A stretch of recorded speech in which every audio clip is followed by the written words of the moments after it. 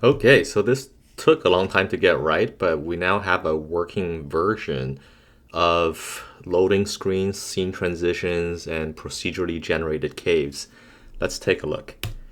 So when you hit new game, it's going to start this loading screen, fade in, generate the world, fade out.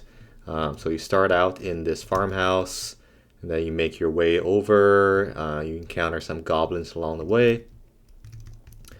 Right now, the forest world up here is not yet procedurally generated, but my goal is to generate this as well, so you get kind of like an infinite world to be your sandbox. Right now, the entrance to the cave is down to the southeast of where you spawn. Oh, okay.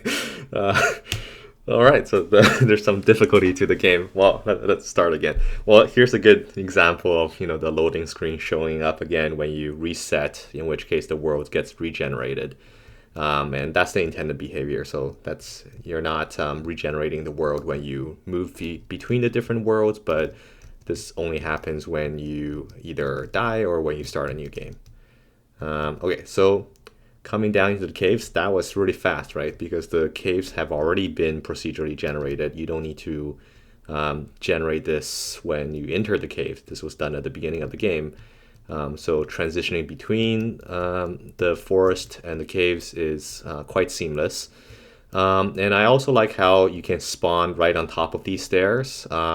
When I try to approach where you spawn just underneath the stairs, and that's easier to implement, but it felt a little bit jarring because the player kind of shifts position just slightly. This feels more natural because you're still in the same position whether you're in the forest world or in the cave world below. So let's explore some of these caves. Here we go. So enemies are going to spawn in the cave area.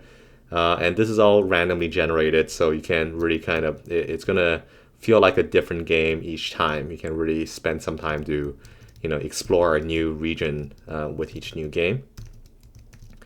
All right, let's take these guys out. But yeah, this is the idea. So right now the gameplay loop is fairly simple. You just kind of go around and try to take out as many goblins as you can. And there's like a kill counter up on top with the UI there. And so the goal is just to increase the your overall top score essentially. But in the future, we're gonna add food. We're gonna add hunger, farming. We're gonna really make this into a sandbox where you can build your own town. The goblins are gonna drop gold coins, and you can use that to buy equipment at the blacksmith or at the tavern.